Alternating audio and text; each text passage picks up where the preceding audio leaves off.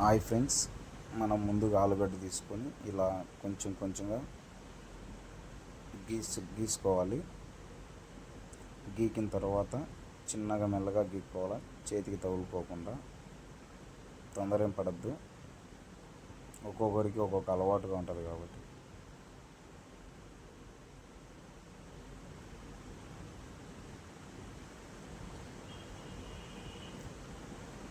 ఇదంతా గీకిన తర్వాత ఒక చెక్క కత్తి తీసుకొని స్లోగా చేయి తెగకుండా కట్ చేసుకోవాలి.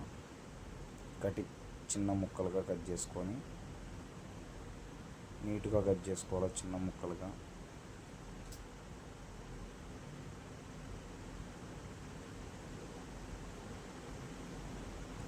ఆ ముక్కలు మనం తినే విధంగా, ఇంట్లో చిన్నపిల్లలు ఉంటారు, పెద్దోళ్ళు ఉంటారు, చిన్నపిల్లలు తినే విధంగా ఇప్పుడు కుక్కర్లో వేసుకోవాలి. నీట్గా మనం కట్ చేసుకున్నట్టు మొత్తము కుక్కర్లోకి ఎత్తుకొని నీట్గా పూర్తిగా ఎత్తుకోవాలి. తర్వాత వాటరు ట్యాప్ కింద పెట్టుకొని వాటర్ పట్టుకొని ఒక్కసారిగా వంపుకోవాలి. ఎందుకంటే దాంట్లో డస్ట్, మట్టి గిట్టి అంతా ఉంటుంది కాబట్టి ఆ మట్టి అంతా పోయే విధంగా మళ్ళా వాటర్ పట్టుకోవాలి. రెండోసారి నీట్గా ఉంటాయి.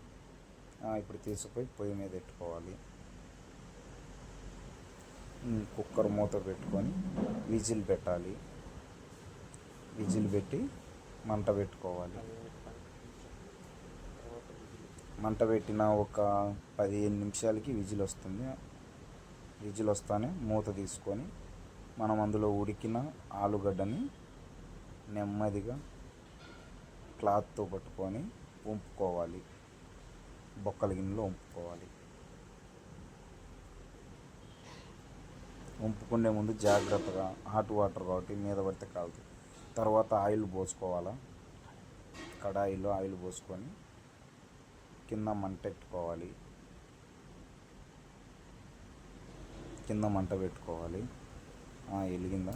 వెలిగిన తర్వాత మనకి అందులోకి కావాల్సిన ఆవాలు,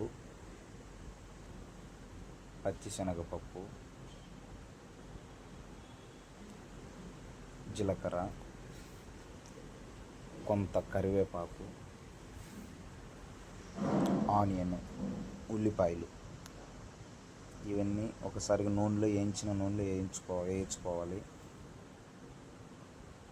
తర్వాత ఎర్రగడ్డలు అందులో వేసుకొని కొంచెం కొంచెంగా చిన్నగా కలబెట్టుకోవాలి. ఒక 5 నిమిషాలు ఆగిన తర్వాత మనకి కొంచెం రెడ్ కలర్లో వస్తుంది. బ్రౌన్ కలర్లోకి కలర్ వచ్చేంతవరకు ఆగాలి. తర్వాత ఇప్పుడు ఉల్లిపాయ, తెల్లగడ్డను చిన్నగా దంచుకోవాలి. ఫ్రైలో వేసుకోవాలి. బాగా ఉంటుంది స్మెల్గా. సాల్ట్ కొద్దిగా మీకు తగినంత సాల్ట్, కారం పొడి మీకు తగినంతగా ఒక స్పూన్. నేనైతే ఒక స్పూన్ వేస్తున్నా, మీరైతే ఎంత వేస్తారో తెలియదు, అది మీ ఇష్టం.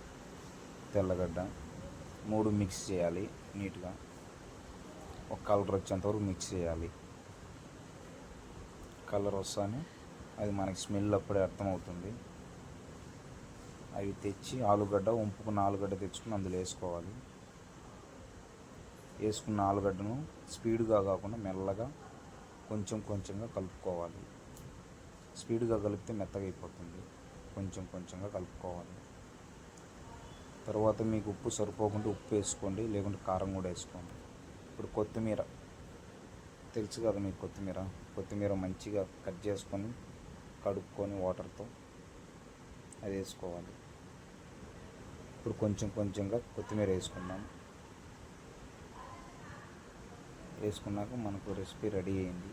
చూడండి ఎంత బాగుందో, చూసేకే విధంగా ఉంది. తింటే నోరు కరకల్లాడిపోతుంది, అంత బాగుంటుంది. చూడండి మీరే, మీరు చెప్పింది రెడీ అయిపోయింది. చూడండి ఎలా ఉందో. Subscribe please.